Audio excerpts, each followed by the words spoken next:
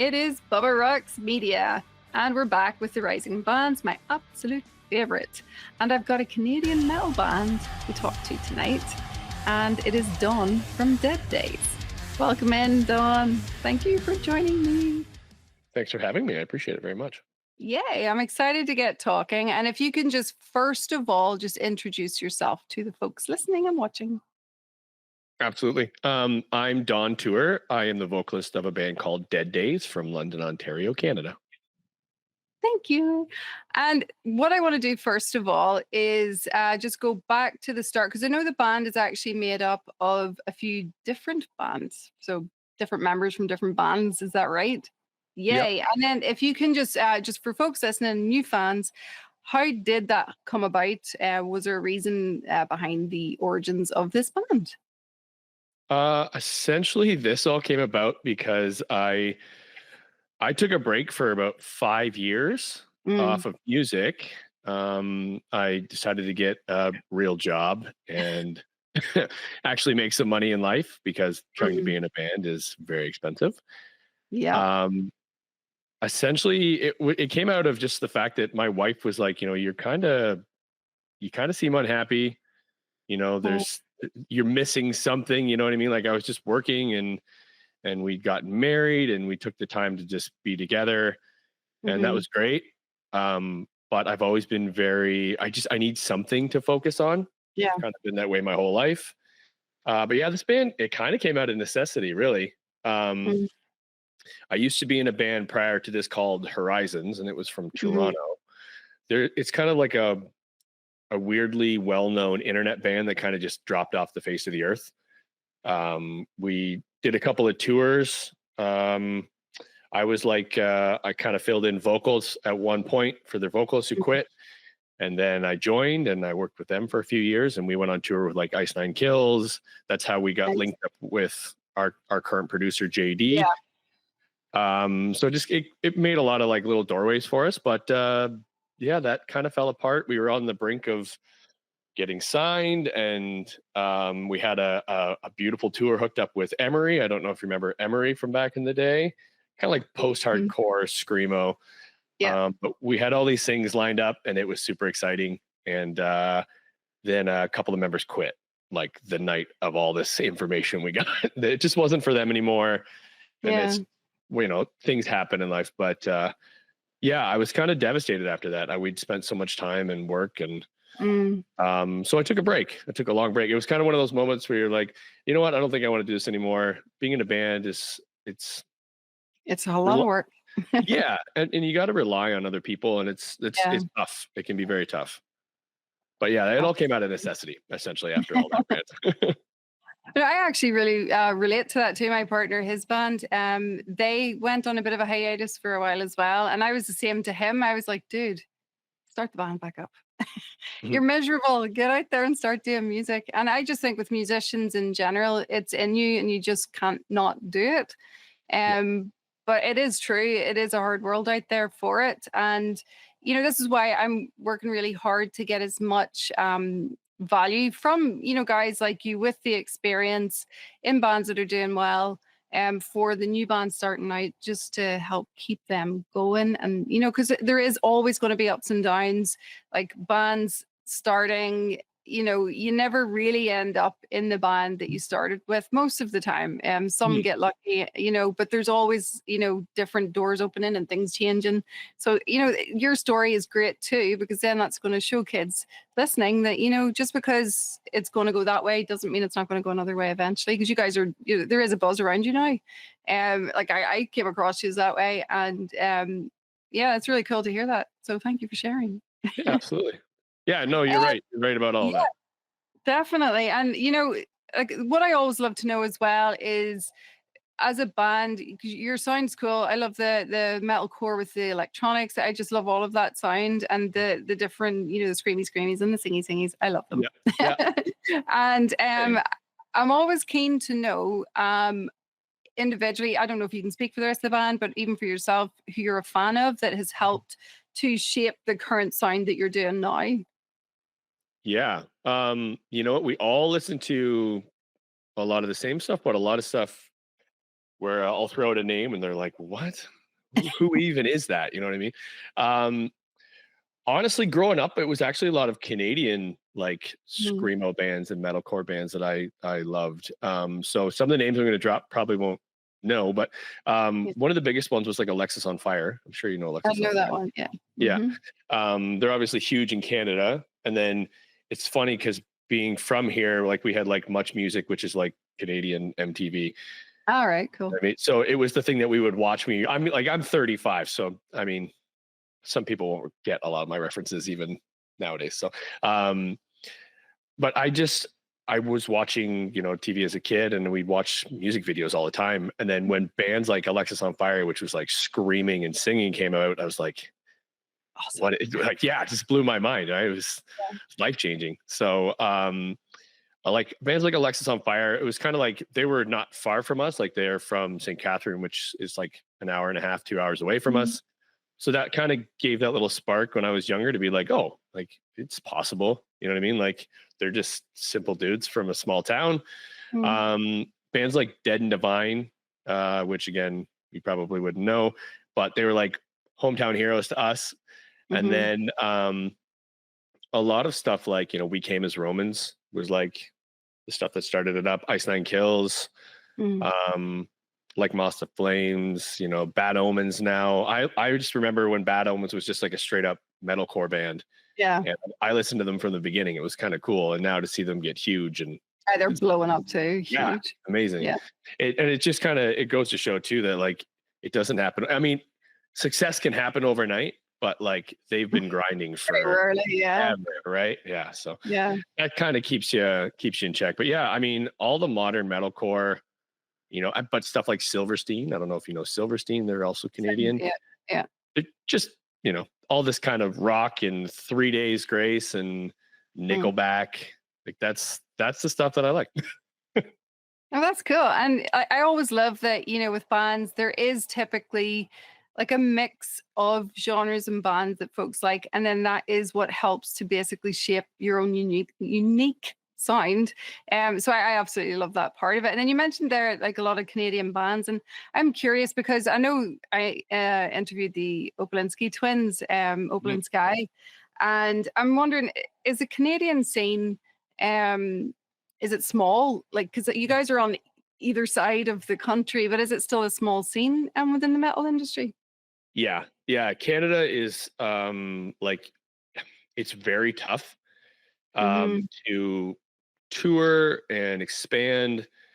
Ontario specifically for us, it's essentially you can do the 401 run is what we call it. It's like the main highway that runs through all of Ontario and up north and towards the Mm. US. You can essentially find the border at one end and Windsor, and you play like, there's maybe like 15 markets you can play. Mm. But some of them are so close that you have to kind of skip up and over. Mhm. Um, but the scene's pretty tough here. I mean, it has its ebbs and flows.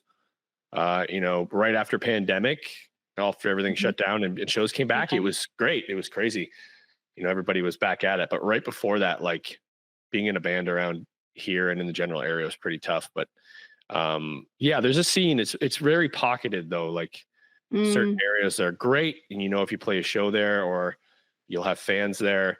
Whereas when I used to play the US all the time, there was just a lot smaller windows, but they were Mm. filled with people. So like you could play, any state, but you could play so many places in that state because they're huge, Mm. and you would get new fans, and it would be a lot easier to play shows. Whereas here, because that big stretch from where like the Opal guys are, like Mhm. I think they're out on. Are they from the island, like Vancouver, or are they?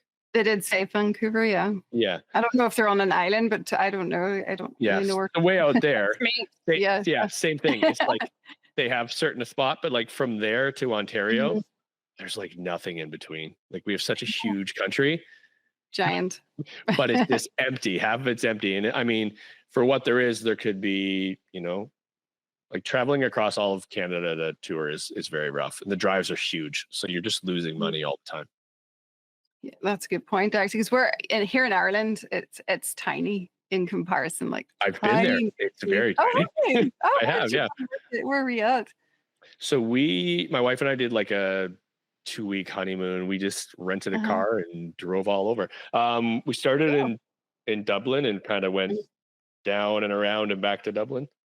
Oh, nice. Did you come up north as well to Northern Ireland? We didn't know. We just went All right. down and around for the first time. Awesome, that's so cool. And Yeah, like what I noticed as well is like over here anyway in Ireland, bands struggle because they always have to go over to the UK. So then that adds in costs with boats and things like that just to get over to absolutely. play. Yeah. It's a nightmare for bands. But I'm curious as well. Like, can you remember the first time that you ever performed? Now, this could have been when you were 5 or just like a few years ago. I don't know. But the first time you got on stage where it was memorable enough that the feeling has stayed with you right through till now. I think I want to say the very first time I got on stage was I was probably 14 or 15 in the first band I ever started. I think the band was called Tomorrow's Lost Promise. It Okay. was we just loved emo music. Right. And I think we played in London, in the town that I live in now. Mhm. I'm from the country, so I'm just like a middle of Yeah. nowhere kid. Um, we a bunch of my buddies from our little tiny high school of 400 people made a rock band, and there used to be this like showcase thing that they used to do in Ontario, I guess. And I Mm. think Opal and Sky, when we played a bunch of shows with them, we talked to them about this thing called Supernova, where they would give you tickets. More tickets you sold, it's kind of like a pay to play thing. More tickets Uh, you sold, the better spot you got on the lineup, right? yeah. Um, yeah, we did one of those, and I remember it was in the first venue I'd ever been to see a band ever, so that was kind of cool as a kid. And it was brutal. We were mortified. My family was there. I invited a ton of family, and I think it was just one of those things where I was so afraid I didn't want to do it, but once I did it, I was like, oh wow, I think I could do this. I like doing this. Yeah, and It then was so the feeling stayed good. with you then the whole time. Yeah, Oh, that's so cool. I definitely am not the type that wants to get up on a stage. No, I not for don't get me. any. That's kind of me almost every time I'm about to get on stage. I feel Oh, the no same way. thing. Yeah, Oh, yeah, I'll be talking about that later as well, yeah. because I like to get a lot of advice for the new ones too. But we're actually going to play a song now, and it Sure. is the newest release, which is Sacrifice. So here it is, guys. Sacrifice.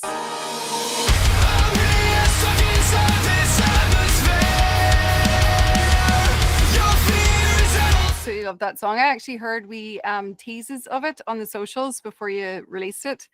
Mhm. And like I was instantly, ooh, yes, liking this and slightly different as well. But can you tell me what challenges you had just with, creating this song and its creative process? Um, to be honest, it's the first song of its kind for us. Hmm. Yeah. If people were to kind of go back and listen to any of our catalog, it's much different. Yeah. I guess the biggest challenge was like taking that leap into singing. Mm. Um, I do sing. I never had planned on singing when I started this band. Our original guitar player, I found him and I were buddies, and he could sing. So I was like, perfect. I can just scream, because all the bands I'd ever been in, all I had to do was scream. And it was much more fun.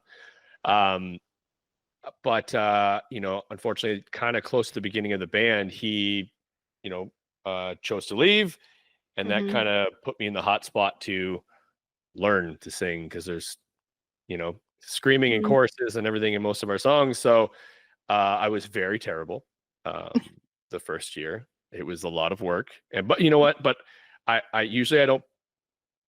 I'm pretty self-deprecating and I'm pretty hard on myself. But Mm. I will say I put a ton of work in, trying to get there, and Hmm. singing lessons, and like, so I have a vocal booth in my garage that I built that I do a lot of videos and stuff out of too.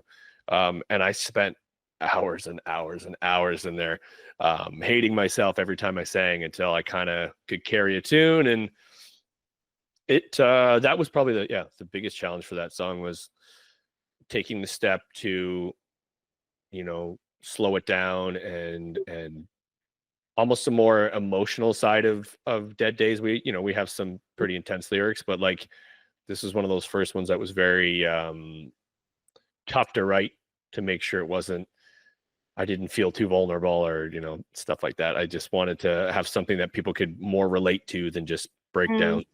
a catchy chorus for once. Yeah, and when you're saying there, that's a really interesting too about learning to sing kind of vibe. Because I'm always looking for tips and tricks too for new bands. And like when you were, obviously, first of all, learning the screaming side of things as well. I know it's a technique and it is something that has to be learned as well. And when you're learning, even from the singing perspective too, was there anything that you had to do to first of all learn your limits and boundaries with your vocal without damaging the vocals as well? Was there any tips there that you can offer for new ones who are maybe going to listen to the songs and go, "Ooh, I want to learn how to do that"? Mhm. Yeah, it's funny. Again, the guys in Opal and Sky are wonderful people. They actually were the first ones to kind of tell me the type of scream that I have, because there are, Oh, nice. various types of screams. I had no idea. They're like, you do this type of scream. And I'm like, okay, glad. Glad. Thank you for the information. I had no idea. I kind of grew up, I grew up back when like everybody's scream was raw and hurting them and nobody had a clue. Mm-hmm. And that was kind of how I learned. Honestly, like I really can't give any advice on screaming or singing. Screaming mostly, if it hurts, you're doing it wrong. That's the Yeah. biggest thing. It should never hurt. Yeah. Um, you might push yourself and blow your voice, Mm-hmm. but like honestly, it's just trying it. I think half the battle for most people is like getting out of your comfort zone and trying to make the sounds. Mm-hmm. That was mine as a kid, and I know I can relate to like the guys in the band where I'm like, hey, it would be awesome if we could have some more backup screams from the guitar player or the bass player, and making them feel super uncomfortable, being like, come on, just make the sound. Come on, you can do it. um but yeah, it's part of a comfort zone thing too. You have to be willing to make silly sounds and make a fool of yourself, because that's what half the battle is. With I love singing. how I was just going to say there, I love how though you just made me think of it there, that the universe made you have to be a singer, whether you liked it or not. And it does work. It's really good in that song. So I I just wanted to appreciate add that in. No, I appreciate that. Thank you very much. Um, yeah, it's honestly like don't be afraid to fail. I have failed at pretty much everything in my life, except for a couple of things, which is being a dad and Oh, kind of being in a band. Like there's so many ups and downs, but like if you keep trying, you can do. Eventually, you're going to do it. Like it's going to click. Singing was that way for me. I took singing lessons for a few months. It mm, helped me get past that silliness and goofiness of a cracking voice or not sounding the mm, way everybody else sounds. But um, with pushing your limit, honestly, our producer JD was kind of the best thing for that, because when we were recording that song, mm-hmm, I thought I was pushing myself as far as I could go, and then my voice would crack, or I wouldn't get the right tone that I wanted, and he'd be like, "No, you're not pushing yourself. Like you're not. You can go farther." He's like, "I know you have it in you." He's like, "You can do a lot of things with your voice that other people can't do, or isn't typical." He goes, "So I know you can do it." And mm, hearing that over and over again, you're like, oh, okay, whatever, man. Like I know. And if you've ever been in like a vocal booth or recording anything and just like all by yourself in a little spot and somebody's in mm. your head going, you can do it. Come Yeah. on. It's like the best and worst thing in the entire world. But yeah, I give it to him for making me feel comfortable and pushing me to like, dude, you're gonna sound terrible, but like eventually it will get better. And he's Mhm. right. Sacrifices, I love that song so much, but like Sure. I'm very excited for even our newer stuff, because it has me finding a little bit more confidence in the chaos, I guess, is kind of Yeah. how I like to put it. That's really cool, actually. And that's actually really encouraging too for younger bands starting out, because a lot of them typically will feel that they have to be perfect. This is something I've found a lot, because a lot of them message me now to ask you guys these questions, Hmm. and they feel that they have to be perfect nowadays straight off the bat. They have to have the right sound, the right lineup, the right aesthetics. But just talking with so many of you guys, you're all saying the same thing. You know, look, it takes time. Things aren't going to be perfect straight away. It's all going to evolve. So, you know, this is absolutely super valuable. And the other thing that I want to ask as well is, you guys are getting a buzz. It's all over social media now. I'm seeing you constantly in the feed, and you know, people are talking about it. When I said I was going to be interviewing you, I actually have folks messaging me from the UK saying, "Oh my God, really awesome!" Awesome. I love So that. there is a buzz, and what I'd love to ask you as well is if you've anything else you could add for new kids starting bands, but in particular metal bands. When they're told that, you know, like there's no money in metal, you're never going to make it in a metal band. Is there anything that you can add to help give them a wee bit of hope, but also a bit of reality? Yeah. I mean, first off, there is no money in metal bands. um, you're almost better off, I guess, when you're starting a band is knowing a way to make money. Whether now I love that there's things you can do with social media. There's, online jobs. There's jobs you can do where you can travel. So if you can set yourself up from the beginning with a job like that, and then, you can find that goal of being in a band. Mm-hmm. I never had money, but I was always very smart with my money as a kid. I guess it was just how my parents raised me. Mm-hmm. I always had enough to put into the band, which was the thing. Um, Band members is also one of the biggest, make sure they're people that you can get along with, make sure they're people you can be honest with. I've been in a bunch of bands, and there's always someone you got to carry along. Mm-hmm. But what I absolutely love about Dead Days is I kind of handpicked all the guys in the band. Mm-hmm. I've been in a band with all these guys before at one point or another. They're all guys that are solid people. Yeah. Like right off the bat, I knew they're good guys. Um, they're trustworthy. They're competent. They all bring something to the table. Mm-hmm. Um, that's the biggest thing. When you find yourself, when you're young and you're in a band, like it's tough to find people that do what you kind of need. Whether you need a drummer, sometimes in towns there's 4 people that drum, and they play in 5 bands each. Like our drummer's in another band as well. But it's just such a unique skill that it takes a lot to learn, and time and money, because drums are expensive. Yeah. But the band members is one of the biggest things, because you're going to fail if people are holding you back, or there's one person that's doing all the work.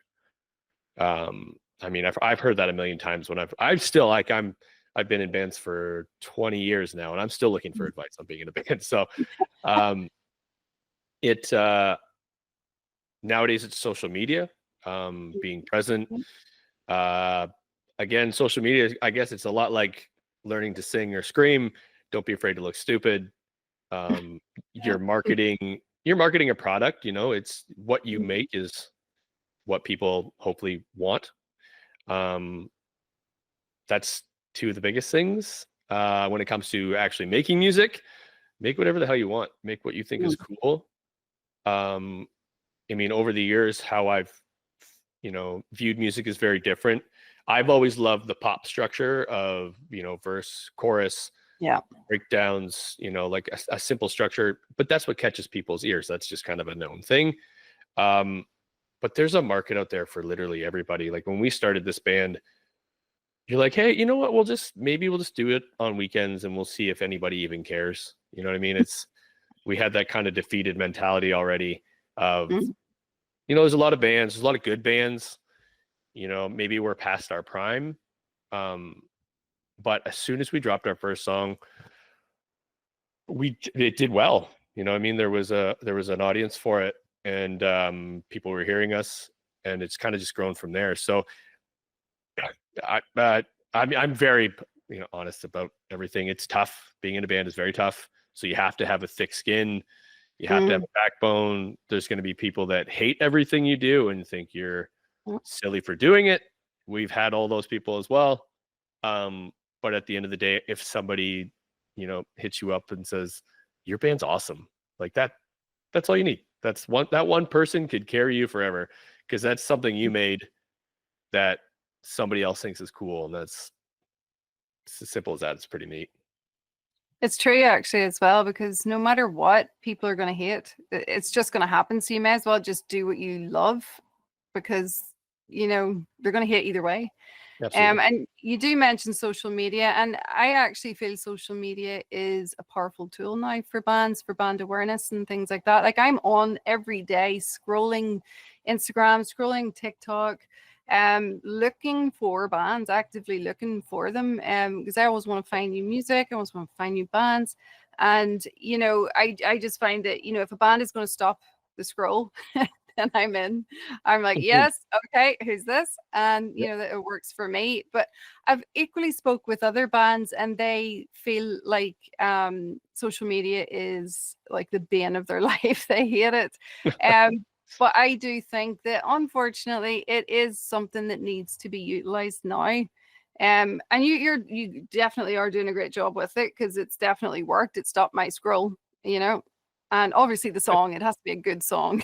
Yes, of course, Which of course. will always help. But look, moving on here, I am always curious about band names. I've heard stories from many bands about their band name. It's either been like this great story, or they've wrote like 100 names and picked one, or it's just been, what do you think of this name? Aye, that's it. Let's go. And Mhm. that's been it. So what about for Dead Days? Is there a story behind it at all for coming up with the name? There's a story. It's really not that exciting, I guess. But when before this band, I tried to bring back an old band that I was in called Searching for Satellites. Mhm. It was kind of like a post-hardcore, singy, screamy kind of stuff. Yeah. But we had done really well in our local scene. We play shows all the time, and we did a couple of tours. So I tried to bring it back at one point. We did like a kind of like a reunion show, and we were recording a couple of songs just to kind of throw out there. And Mhm. I had written one song about essentially the day in day out kind of life, where everything's the same, everything's monotonous. You work to live instead of living to work, or doing whatever. Um, from that song, I wrote it and called it Dead Days, and that song kind of always stuck with me. Um, it's essentially just like, dead days. It's all past. Everything is behind you. They're all Yeah. dead days eventually. So just keep looking forward. Um, so that's kind of where I pulled it from. I'd always liked that song title. So I was like, I'm just going to make a band and call it Dead Days. I like it. I get it. I understand. Yay. Yeah. That's cool. No, that's cool. There's depth within it, and I think that's really cool. The songs are all incredible. Like, I've been listening all week and enjoying every one of them. And what I also want to know, and I'm always curious with bands, is what do you hope that your music, the band itself, does for the fans listening now, but also fans listening 10, 20 years from now? Have you any hopes there?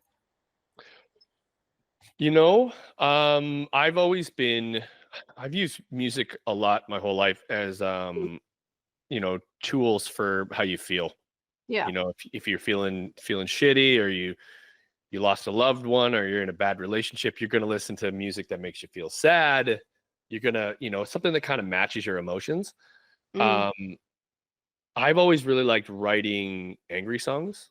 Write a lot of Hmm. angry songs. A lot of, anti-government, anti-religion, anti-things that are held over your head type. Yeah. Um, that's kind of where my, I'm not an overly outspoken person when it comes to, like, politics and stuff like that. Yeah. I don't have the time, or the just to fight and chat about that kind of stuff is just too much for Yeah. me. So I put it in songs, and I let out aggression, I let out sadness. That's just kind of what I use them for, to be honest. Um, Hmm.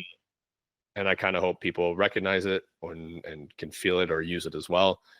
We have been told we write good songs for the gym, so That is Yeah. what we end up on a lot of gym playlists, a lot of let's lift some heavy stuff because I feel angry. So I mean, that's kind of where we got to. Then we took a drive over to Sacrifice and felt a little bit different. So that one was kind of that one's more of like, having parents that didn't understand that I wanted to be in a band. Mm, That song's kind of all about that. It's that, when you're a kid, you think you know what you want, whether you do or you don't.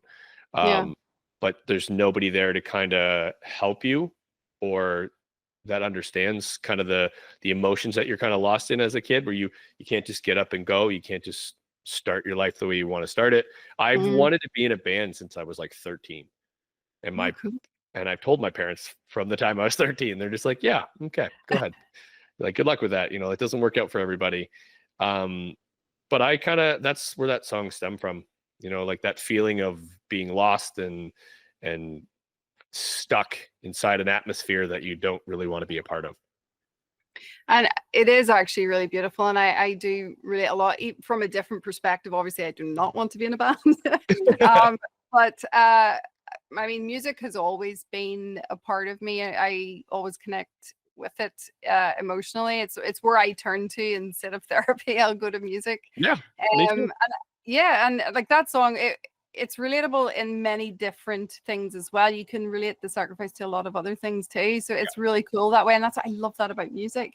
And like moving it over into the recording studio side of the music process, is there parts of that you're just that you can actually advise to new kids who are starting out, that you've learned over the years that they can get a good sound? Because you guys have a great production sound. I know you've mentioned your producer as well there, but without having to go and fund a producer, and you're only starting out, you don't have a lot of money. Have you learned anything that you can advise to these kids just to help them still have a decent sound, but on a lower budget? Yeah, of course. I mean, back in the day, a lot of the other bands, we either went to like a producer or just a recording studio, and it's like, hey, here's our songs. They didn't help us really write anything. It was just, we're going to engineer it, which means they click the button, they record it, and they Yeah. stop it, and they're okay, cool, and they'll put it together, they'll mix it. The beautiful thing about nowadays is technology is insane, and you can make the coolest songs and the best sounding songs in your room, to be Yeah. honest. um if it's something and you really want to do it budget wise when you're starting out, buy a Focusrite, which is a little like hub that attaches to your computer. You can use it's not free, but it is free to try, Mhm. um, a thing called Reaper, and it's just like a recording program. That's what I I even know use. that one. I even know that one. Exactly, yeah. And that's kind of, I mean, I have lots of people that I meet, people at work and people, at shows, like, can I record stuff? Because I record all my own vocals a lot of the time. Yeah. Um, just getting that, buying a cheap microphone, you can get a microphone for $50. Yeah.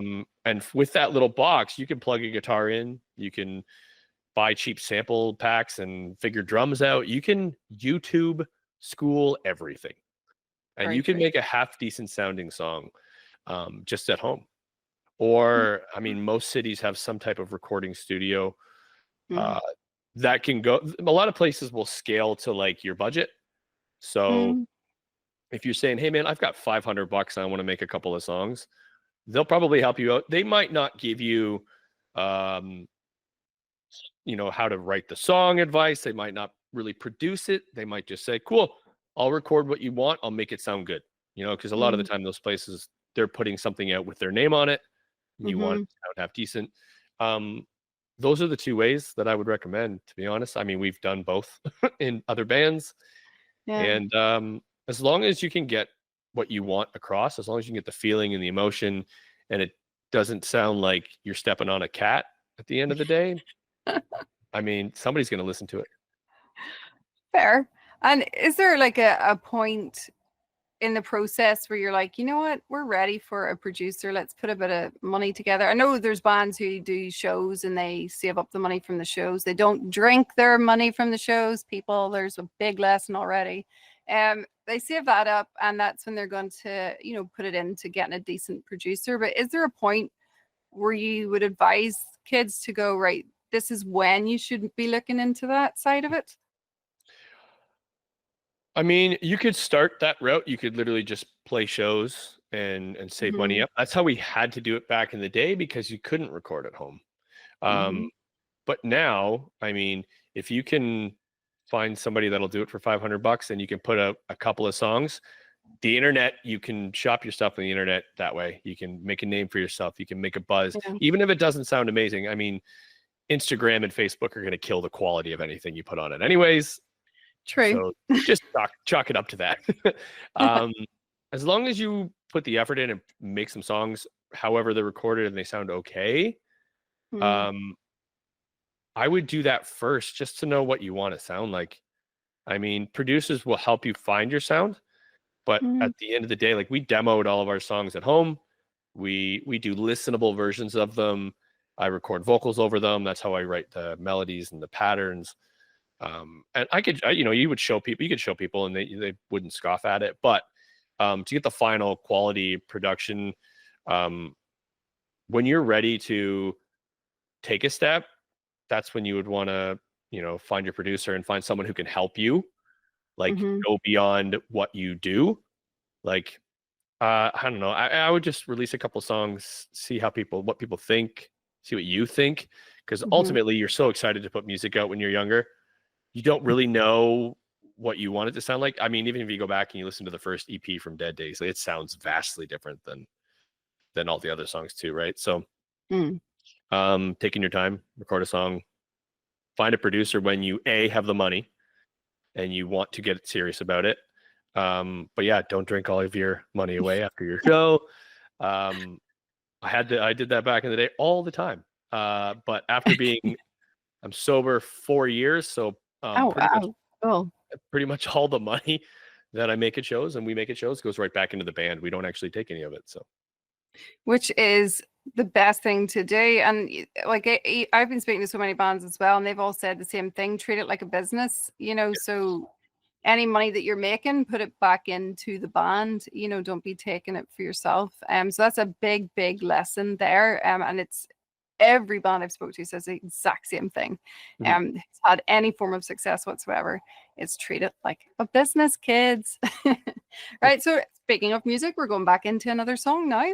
We're going to play. I actually really love this one as well. Neon Goddess. So here it is. Neon Goddess.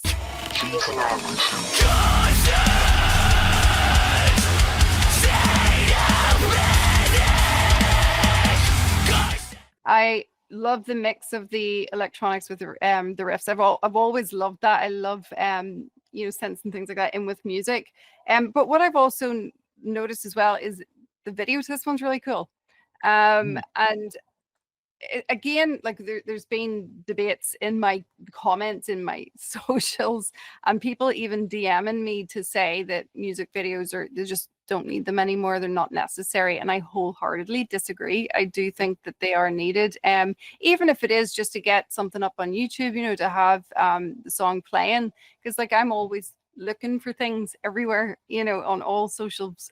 So what I'd love to know first of all is, what do you love most about the song Neon Goddess? And also, just from a making video perspective, because I've watched the others as well, like, is there more that you can advise to the kids starting out in a way to be able to save more money but still have a decent video? But also, like, how important do you feel it is to have videos out there too?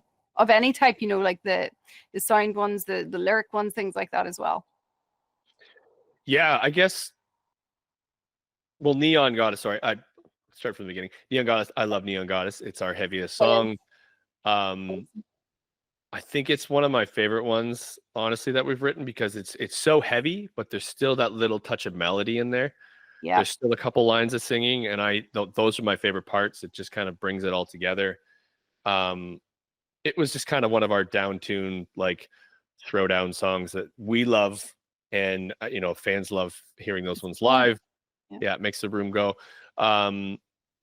I think about that one, honestly, just the whole visual aspect to it all. As soon as I wrote the lyrics to that song, like the second I heard it, the Hmm. line "Neon Goddess" popped into my head. Like, honestly, the first time I heard it after the guy sent me the demo, I was like, I've got an idea. I don't know if it's dumb, but I'm gonna run with it. So I wrote the whole song about the Neon Goddess, essentially just, how technology is good and slowly killing us all. Yep. Um, but you know, the visual of, you know, the mechanical scary lady in the video was kind of like my idea. Yeah. And then we sent that to a guy we found online, who actually referred us to someone else because he was so busy. Mm. And There's a guy on Instagram called Techion, and he killed it. We just give him a bunch of ideas, and we're like, hey, we want something different for this one. We film and like kind of shoot DIY all of our music videos. Yeah. So we keep a lot of it in house, but this was the first time we were like, this deserves something kind of cool. It's got the visual aspect to, the lyrics, and um, Hmm. it just needed something neat. So he blew that out of the water, gave us something super, super cool and digital. We like the digital world here in Dead Days. But for music videos in general, I guess Mm. you need a visual aspect of some type. People aren't wrong in saying that music videos are kind of dead. The old way of music videos is dead, like the Yeah. $1 million, 500,000, $10,000 budgets. You don't Yeah. you don't need them anymore. Hmm. Um, you really just need to capture people's attention, I suppose. Um, like for us, we do a video for pretty much every song we put out. Hmm. And that's just so we have stuff to share online. I mean, if you're somebody who just goes outside and films a bunch of dumb stuff, or, you know, running gun style, you're just filming yourself singing to your song, and you put some cool aspects into it, you put some cool filters on it, you clean it up, you edit it well, all things you can do for free on a lot of apps, even Hmm. on Instagram. Um, to save money, that's what I would say. I mean, we do a video, we kind of keep it as cheap as we can. But our guitar player Jeff he's a whiz when it comes to a lot of editing, and like Hmm. the video for Sacrifice, he edited it and cleaned it all up and made it look beautiful. There's a company in town who's friends of ours called Prevail Media. Hmm. They shot the video. We hire them to just run the camera and catch Hmm. the cool angles and help us out. And then Jeff takes all the footage and makes a music video out of it. Um, it's pretty cool. I mean, what we can do all of our, all by ourselves nowadays. But yeah, cost effective. I mean, being in a band, as long as we've kind of learned where you need to spend money and where you can save it. So music videos need Yeah. to be done, but you can save money doing them. And that's actually really encouraging, I think, for younger bands to hear something like that from you. Um, I do still think they are necessary as well. But like you said, they don't have to cost a fortune anymore. And Yeah, there's ways to do it. And it's always lucky if you can get a tech genius in your band. it is. I've It spoke helps to a us a few lot. bands. Yeah, there's a few have said that, and they've just been lucky that one of the guys just happens to know how to do all that. So Yeah, there you go. When you're looking for somebody else in your band, guys, look out for that too. absolutely. One of the best skills ever. Somebody who's willing to learn new skills is awesome. Yeah, yeah, absolutely. And then moving on, actually speaking about performing and touring, it's another thing that has a big cost to it. But first of all, I'd love to just know from you, what is your favorite song to perform live so far? Ooh. Hmm. I think I would have to say our song "Rot." Oh, yes, it's a good one. Um, I love the chorus in that song. Mm, Um, I love the breakdowns. It's just got lots of pockets for me to be animated on stage. I kind of, you know, go crazy and like to get in people's faces and have lots of fun. yeah. That's just one of those songs that every time we play it, there's just a big stupid smile on my face the whole time I play. Like that's probably my favorite one. Yeah, it's a great song. Actually, it's on. We're going to be playing that tonight as well. Awesome. Yeah. Your most memorable show so far, like either for a good reason or a bad reason. Oh man. Actually, that's an easy one now. I don't think I would have been able to pick one before. We had just played a few months ago with Born of Osiris. We opened for them and a couple other bands in our hometown, and it was actually we typically in our hometown we've done well enough where we will usually headline our shows, and we can pack a bunch of kids in and have a good night. But this time we got offered to open a show, which we always love because opening shows, it's actually where some bands might see it as, oh, I'm going to open the show. We might play to less people. We love it because we're old and we don't have to wait around all night to play. But that show actually gave me the chance to have my two sons come and see me play for the first time. And so my wife and my two kids and some family and some old friends from back home brought their father, who's an older guy and had never been to a metal band show like us, and they all had a blast. So that's probably my most memorable one right now, having my two little guys stare up at me and I just couldn't take my eyes off them the whole time, just watching their reaction to all of it, and they loved it. It was great. That's so cute. I'm waiting until they're old enough and they'll be starting their band, because that's where we are with our son. I hope so. I hope that comes around. It will. It pretty much always does. Like I said, my partner, he's been in a band over 20 years, and our son now, he's almost 20, and he has started his band now too, and filled with talent. And we're excited for him, but he's just at that really beginning, phase. So, he is someone I have in mind as well when I'm asking you guys questions too. Because I'm a mama, and I just want to get as much advice too for him and for all the other sons and daughters out there that are starting out, and it will be your kids one day too. You never know. It's so cool. I love that. I love how things just turn around, because even for me, when I first like my earliest memories with music was being in the car with my dad driving, and he would always be playing his music from like the 60s and the 70s, but it was always the Stones, Beatles, Elvis, Roy Orbison, things like that. But I always saw his enthusiasm and his reaction to the music, and I think that's where it all came from with me, where it's all just pure emotional connections now for music for me. So I just love that. And then we've passed a lot of, like, my dad passed things to me, we've now passed to our son, and he's grown up with Metallica, Linkin Park, him, bands like that we've loved, that has now helped to influence him to now be the influence for his new sound. So I just love it. I think it's so cool. That's amazing. I love that too. I have that same memory actually, but nice. My dad was country music. Okay, cool. Singing, I like country. I've always loved country, but it's not. When I was a kid, I was like, country, come on, man! Like, why are we listening to country in the car? Really good country. There are. You're right. It took me a long time to discover that, but he did the same thing. He would be singing away. He'd sing the wrong words, and he'd make us laugh. And he was so animated and goofy, and he's a dude that would, if you put him in front of a microphone, he would probably fall apart, but he would always be on for us, just, being silly as hell. And that's, that's the reason we have my brother and I are essentially our father.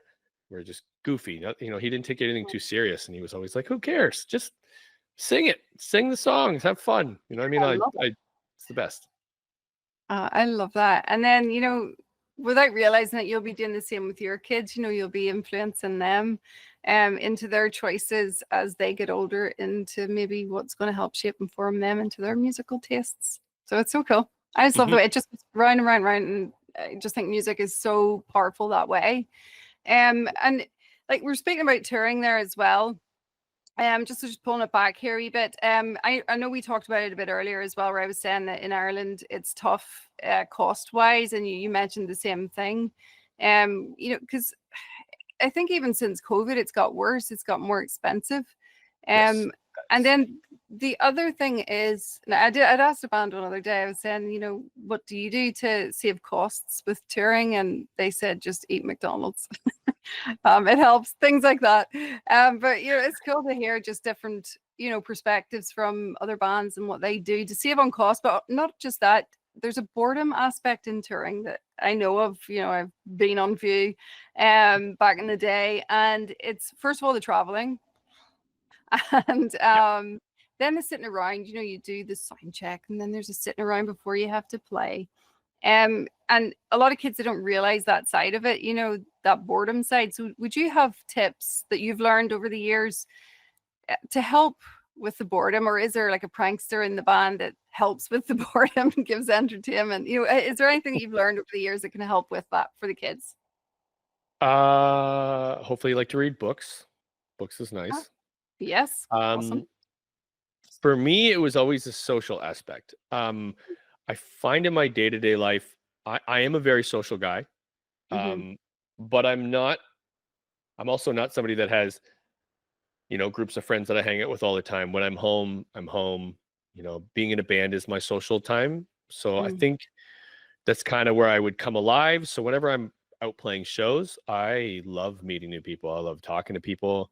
I love when people ask advice. I love, just meeting people because mm, everybody's so different around the yeah. world. You know what I mean? Like when we go to the US back in the day, like it was same thing. Actually, we just went to the US in June, and, just going to the show, it's a completely different vibe.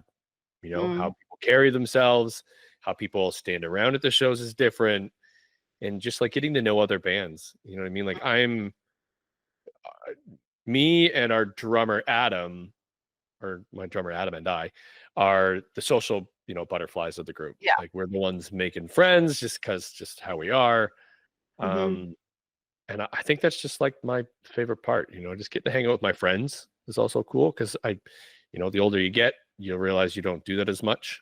You know what I mean? Like you might plan some stuff every once in a while, but um, yeah, I like hearing people's stories. I just think people are fascinating. I think people are utterly terrible as well, but Mm, the general vibe of people can be very good, and I like to learn what people are about. I also, it's just feels good to not, I don't want to say not be at home. It just feels good to be doing what you're doing, mm, and you have to hang out and talk to people or be a little bored for a few hours. It's kind of worth it, I guess. There's worse stuff you could be doing.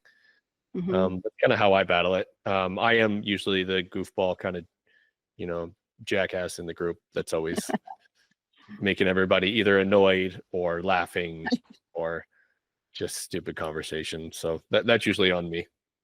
Well, here the books. That's a good tip. Bring some books. I Yeah. mean, Yeah. yeah, Absolutely. absolutely. Um, the other thing that I like asking, I just find these funny, are band superstitions, especially when touring. There are some bands who say that they must bring a certain item on tour, or everything's going to be bad. Or there's, bands who are like, I will only bring with me what will fit into my backpack, even clothing wise, things like Mhm. that. So do you guys have that? Does that happen at all with you? We don't really have any superstitions with this band. Um, we're off. You know what? My fear is I'm an anxiety riddled mess when it comes Uh, to being in a band. I'm kind of like the dad of a band, of this band. It feels like my baby. I don't want anything to happen to it. I don't want anybody to get hurt. I don't want anybody to forget things. hmm. I'm like an over planner. Like, do we have this? Do we have this? Do we have this? And the other guys are like, dude, just stop. Like, yes, we've all got it. Um, there's nothing that we really rely on, I guess. I mean, being in the type of band we are with all the digital gear we have, we don't really carry like guitar Mm, heads and stuff anymore. right. Um, but our laptop is probably one of the biggest things, the controversy over people saying music isn't real if you got to play it out of a laptop. But we are one of those bands that has laptops. We Hmm. like our sound to be clean and professional. Um, so that's probably our, like, if we don't have internet connection or something to keep us alive during the drive for Hmm. music, you know what I mean? Because we don't have CDs anymore either. I know. Yeah, there's really nothing superstition wise though, but we just bring a good attitude is what I want everybody to bring. Maybe there will be a superstition one day. Oh, I'm It sure can there will come be. in time. There will be. Do you have any, like, I know I was talking to the Obelenskis about this, pre-show rituals? theirs was like really funny. And I'm some don't even have anything that they do as a band before they go on stage. But do you Mhm. guys have anything? Have you got some kind of ritual before you go on stage? I think our thing right now is just like we all do that, like stand together, whether the guys got the guitars, because our guitar player and bassist like to sit and warm up before they go on. Usually the Hmm. band before. Um, Back in the day when it would be like a shot or something, that was things they used to do in other bands. Since I don't do that, and our bass player doesn't drink either, it's usually just like a little pep talk. Like we just get together, like, you guys good? Everybody good? You got everything? Yeah. Little fist bump between everybody, and then we're like, all right, dudes, have a good show, and that's about it. Like, it's very simple, but that's kind of become our thing this last year, really. No, that's cool. And like it's just because from a fan perspective, like even from me, I'm always like, what are they doing just before they go on stage? It's Mhm. just a weird thing that I ask myself. It's my ADHD head. But look, we're going to play another song, and this time it is Rot. And here it comes. This is Rot.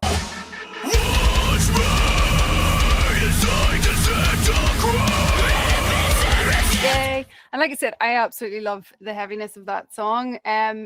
Can you tell me again what you love most about it? Its creation process, and were there any challenges within this one? This one, it was kind of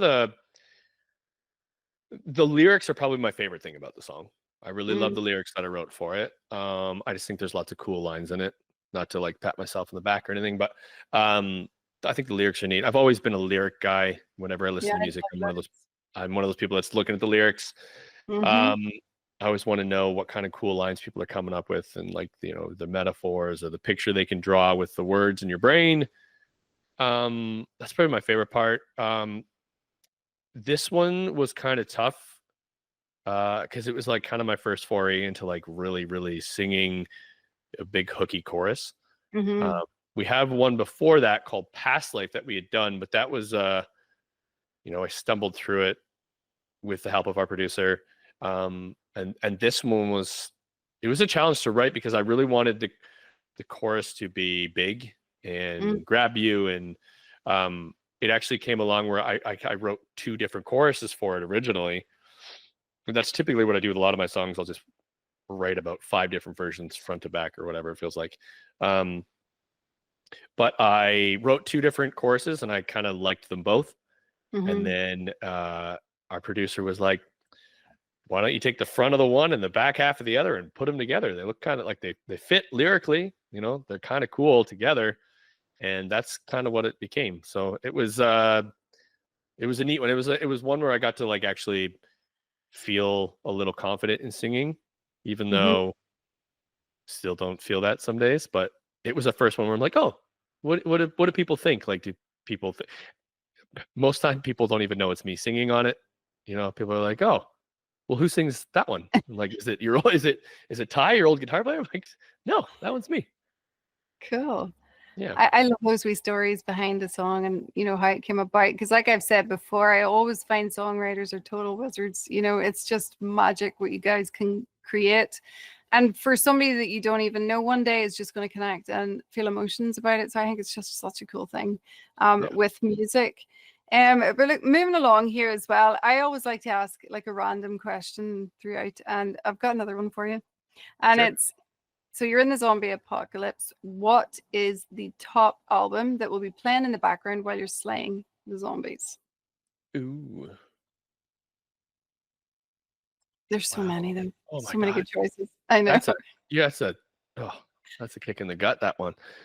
You could even pick a Um, gaming soundtrack if that helps. There's loads of folks do that. I was gonna say the soundtrack to the Doom video game from That's what the 2016. opening did. Yeah, I was gonna say, like, they get it. They get me. We're pals. They You guys understand. are pals. Yeah. Yeah. That's oh man, yeah, that makes so much sense. That is probably what I would pick because it rips. That album rips. It's on my phone and it just yeah. That's a confidence builder in the zombie apocalypse right Yeah. there. It's a good Good one. question. Good question. It's a fun one too. Yeah, absolutely. Yeah. And we're coming to the end of this now, and I'd love to ask you, like, what is the best advice anyone's ever given you in the music industry that stuck with you that you think might help new folks starting out? Hmm. I hate to attribute this to the guy that actually said it because he was kind of a shitty human being, but Mm. um, he was a vocalist in a band that I used to look up to, Mm-hmm. and he gave me the advice one day is I had played a few shows with my very first band, and we'd actually started playing. They had all been in bands for years. They Mm. kind of knew how it was. I was the young guy coming from, the middle of nowhere, and I joined this band, and I wasn't very confident in, what I was doing. I always had fun, but he watched me one day when we played the town that he had lived in, and I remember looking up to this guy forever and thinking, man, he's a great vocalist. Like his lyrics are great. I like it was just, I wanted to be him. Mm. Um, and then sure enough, he pulled me aside and he was probably 6 beers deep and a little bit slurry and was like, you know what, man, like your only issue is you just don't have the confidence that you should have. And I was like, okay, well, like, what do you want me to do? I'm like, it's just, I'm new, I'm starting, I'm trying to figure it out. And he goes, the only advice I can give you is, you know, be the guy that everyone's girlfriend wants and be the guy that every guy wants to be. And I was like, Mm. I get what you're saying, but essentially what I took from that was if you exude confidence and you look like you're having fun is what more I took from that at the end of the day. Yeah. Um, if you look like you're doing those two things, people are going to kind of, they're going to like what you're doing. They're going to enjoy it, whether they like it or not. We have shows we'll play and people will be like, I've never heard of you before, but like I stopped and I listened because you look like you're having a good time on stage, man. Like you look like you're having a blast. And I think that's one of my like my biggest accomplishments when it comes to being in a band is I love playing music. I love being on stage. Mhm. It's it went from, what I want to do for a living to being a hobby to now what I want to do for a living again. And I love every second I get to do it. There's some hard shows, there's some shitty days, there's days where you're tired as Mhm. hell or you're sick, but like if you can go on stage and you can find like a crumb of fun or a Mhm. little thing to latch onto when you're playing, somebody else is going to see that and they're going to think that is the coolest shit ever.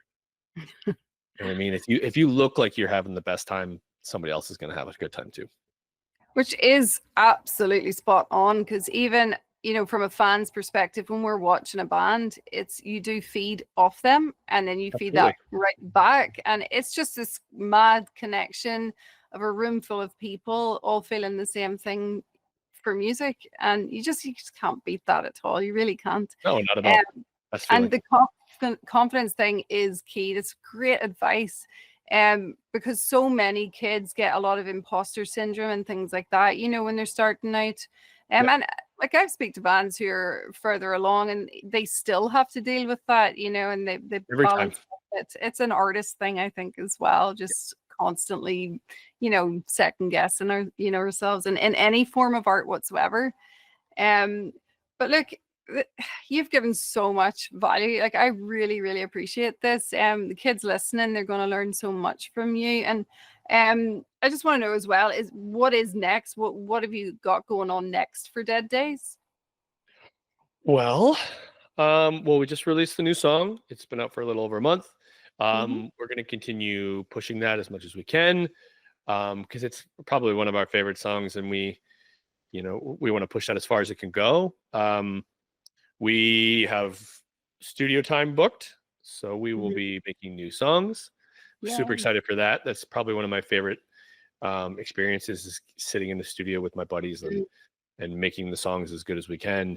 And actually, this is the first time we'll get to all be together because typically, because our producer, this time we're going with a different producer because Mm. we want to try something in our own, in Canada. We Yeah. usually go to the US to record. Hmm. And we hit up a great guy in town and we're going to go spend time together for once because every other song we've done it's usually just a couple of us can make it down Mm. or um trying to find time to cross the border and be gone for a few days and drive, 5-6 hours to get to the studio, and then Hmm. spend more money on places to stay, you know.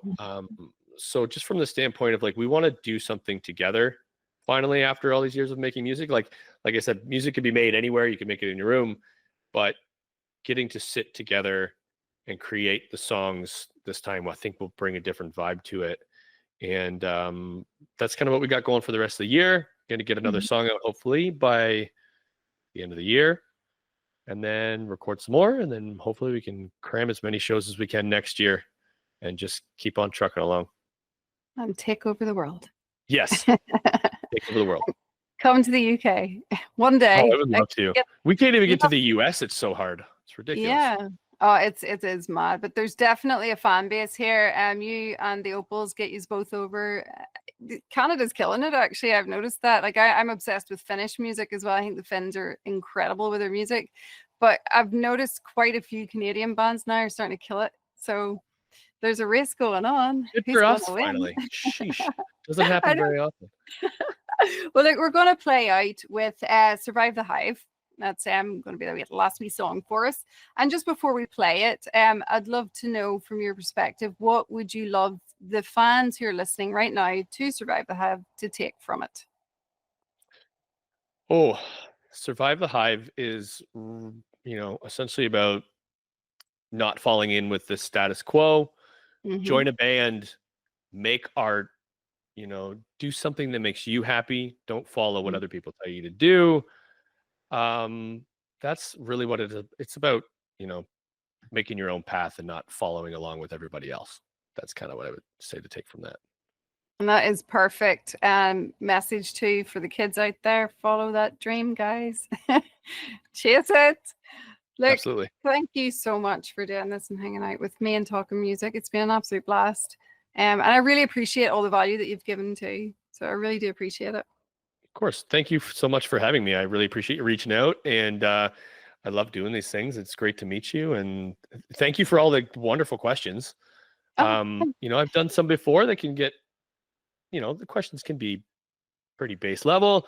Nothing wrong with that, but these are all great, and I love that you want to give value to people that want to start bands and the new age of music, because when I was younger, we didn't have any of this, and it would have been so valuable to have it. So thank you for doing that. Oh, thank you. And, I just want these kids to get, first of all, to be reality check, but also to not give up and have hope and be inspired. And that's the whole point of all of this. Don't give up, guys. Keep going. You can do it. And look, right, that's it. We're going to play out now, and we're going to play Survive the Hive. Here it is.